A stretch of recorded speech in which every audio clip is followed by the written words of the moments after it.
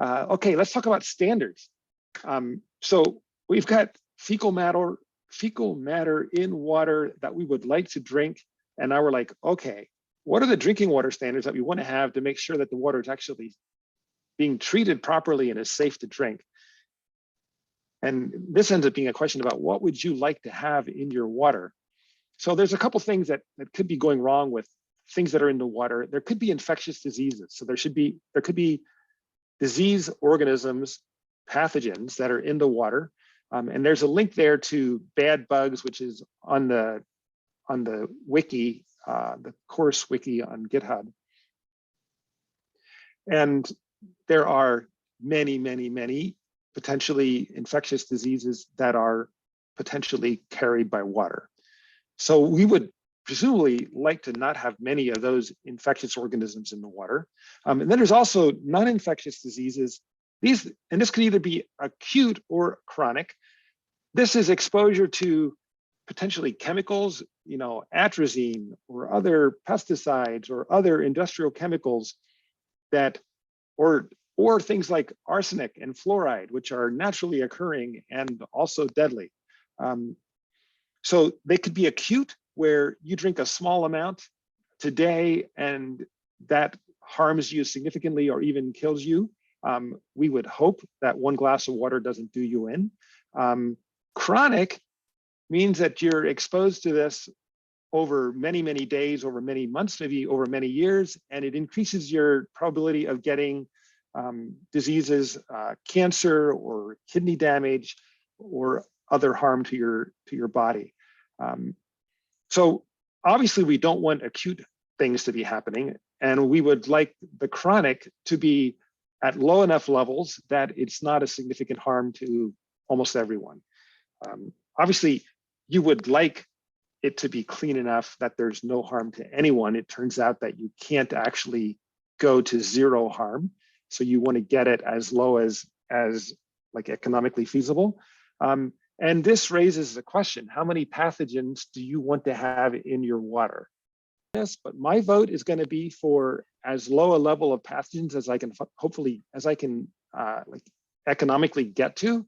And I'm not too worried about my immune system. My immune system, I can do fine by getting outside and playing outside sometimes, and I don't need to ingest pathogens.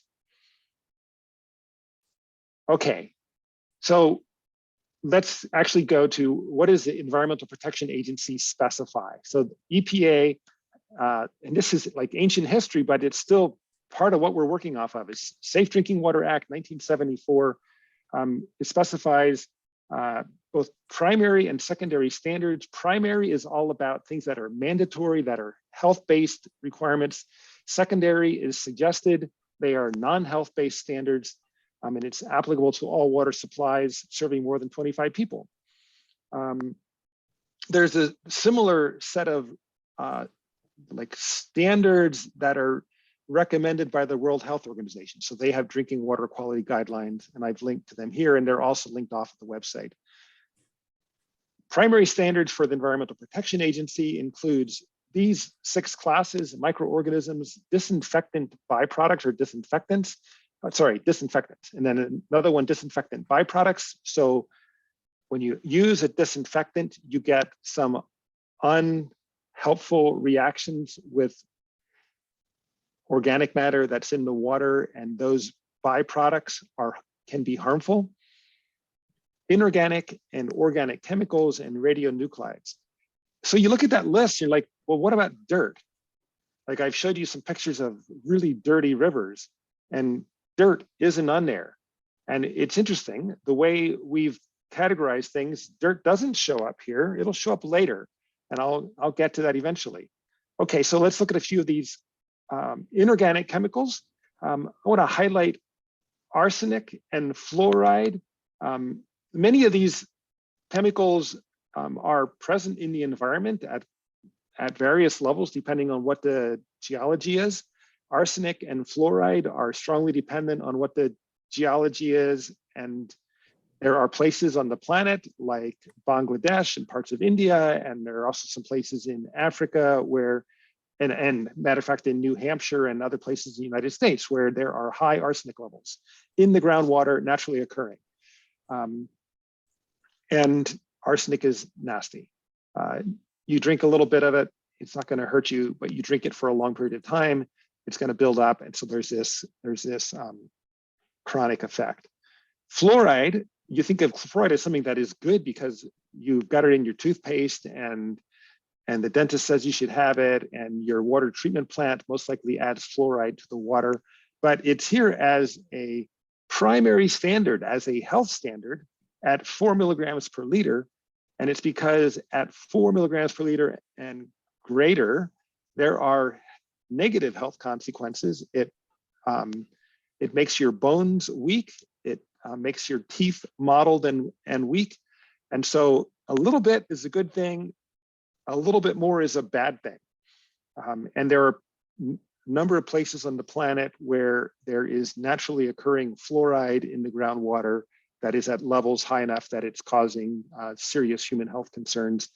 And both arsenic and fluoride are challenging to get out of water. And full disclosure, the course that I'm teaching here, I don't teach you how to get these out of water. It does turn out that the treatment methods that we're using for removing particles and pathogens would actually reduce arsenic and fluoride, but we have not developed a full treatment system and demonstrated that it works for groundwater. But flocculation, sedimentation, filtration is a classic approach for removing arsenic at the municipal scale. There are other chemicals on here that you don't want to drink, like lead. And the lead is not because it's coming out of the groundwater. The lead is there because it's in the pipes and it's being dissolved by the water in the pipes and being carried into the home. So that's why there's this huge effort now to remove lead pipes. And of course, you probably heard of the Flint, Michigan case, not because the water supply or the water utility was sending lead out from their treated water, but because they were dissolving the lead that was in the pipes. Here's a few organics. So we were an inorganic. So here's a few organic chemicals, and you may recognize a few of those. Some of those are industrial chemicals like vinyl chloride and toluene. There's PCBs, which were used for electrical transformers. There are a good number of agricultural chemicals like atrazine, alachlor, and there must be others.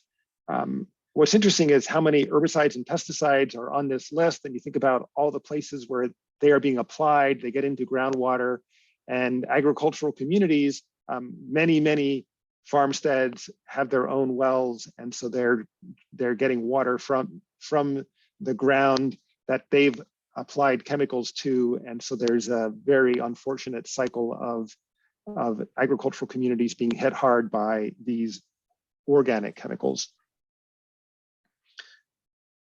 So I can't teach you how to remove all these chemicals, but I want you to know that there are some great resources out there so that if you get a consulting job and they say, wait, community X has this contaminant Y, what are your best options for removing this contaminant?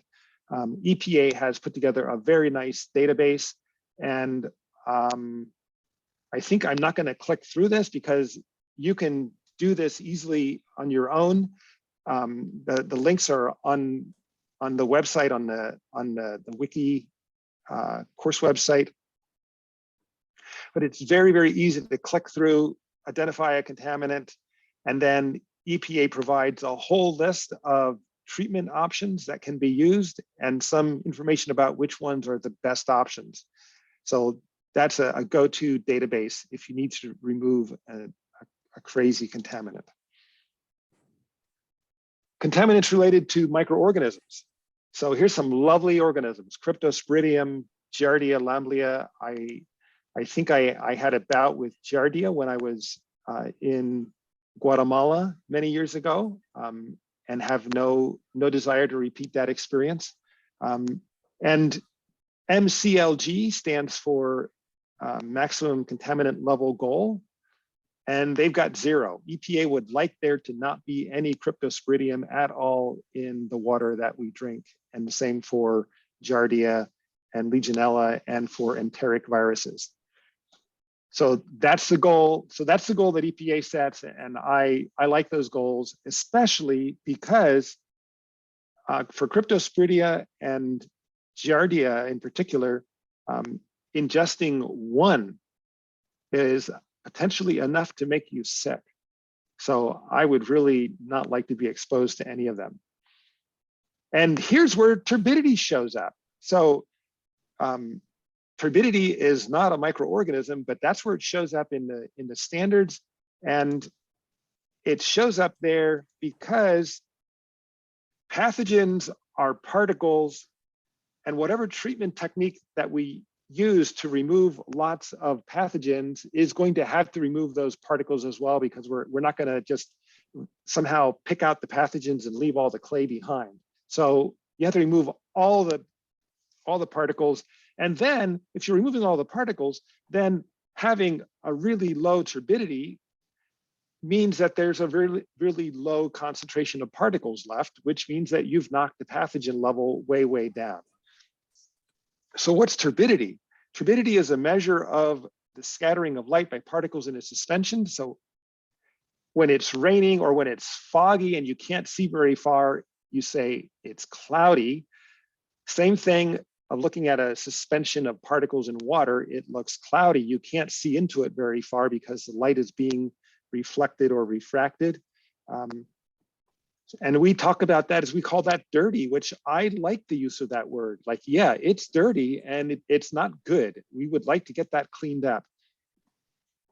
It's measured in NTU, net volumetric turbidity units, and that it's a Greek prefix there that stands for cloudy. The netfel is cloud in Greek. So it's a measure of scattering of light. So here's a very simple turbidity meter. So there's a light that's shining through a lens and into a sample. So here's my sample cell. And if there are particles in that sample cell, they might reflect or refract the light. And so the light, instead of going straight through, it gets bent actually in all directions. Some of it hits a detector that's at 90 degrees. And so if I see anything on that 90-degree detector, it means that there's some cloudiness, there's some particles in that suspension. And this is a really, really simple instrument. And one of my pet peeves is that they cost a lot of money. A portable one costs about $1,000. One that's inline costs $2,000 or $2,500. And yet what's in it is simpler than what's in your phone. And so one of my wishes is that these would be cheaper, because turbidity meters are like the first line of defense in verifying that your water treatment system is actually working. Because if you're not removing particles, then you're not protecting your customers from pathogens. So first step is getting the turbidity down. The guidelines for how turbid the water can be, isn't it interesting? Turbidity isn't directly in a primary standard. It's just kind of there as like a secondary thought. Like, it's not a microorganism, but it's listed in there as along with the microorganisms. And then it becomes like what we really focus on, in part because it is so easy to measure turbidity. It costs almost nothing as far as per sample. It's an easy test to run. Just put the sample in, take the measurement, press read on the instrument, or maybe it's reading continuously. So here's some guidelines. If you use conventional, and I love this word, conventional filtration, conventional system, conventional means flocculation, sedimentation, and filtration. That's a conventional treatment system. And what that tells you is that what this course is about is like the most common treatment systems that are used on the planet: flocculation, sedimentation, filtration. So if you use conventional or direct filtration, which means that you just send the water right to a filter and you don't use flocculation and sedimentation first, turbidity always has to be less than 1 NTU coming out of the filter, or and less than or equal to 0.3 NTU in at least 95% of the samples in any month. And then if you use a different treatment system, you have to follow state standards, and it has to always be less than 5 NTU. So if you have an alternate system for removing particles, EPA is willing to let you have dirtier water if there's some, you have to demonstrate that this is okay, but they're willing to provide an exception. Okay. And I'll just be cynical for a second. Like, how in the world did that exception get in there? Like, wouldn't you hypothesize that it was some actor that was fairly politically powerful to be able to get this exception that you can have slightly dirtier water for some other systems? Okay, and what I'm about to say, I don't actually know if this is true, but I would just wonder if it's not New York City. Because New York City doesn't filter their water for most of their water supply. And so their treatment is like settling in very massive and well-maintained reservoirs. And so that was their treatment system.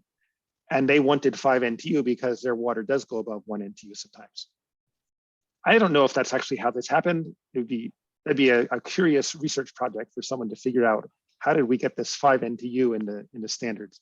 World Health Organization has similar standards.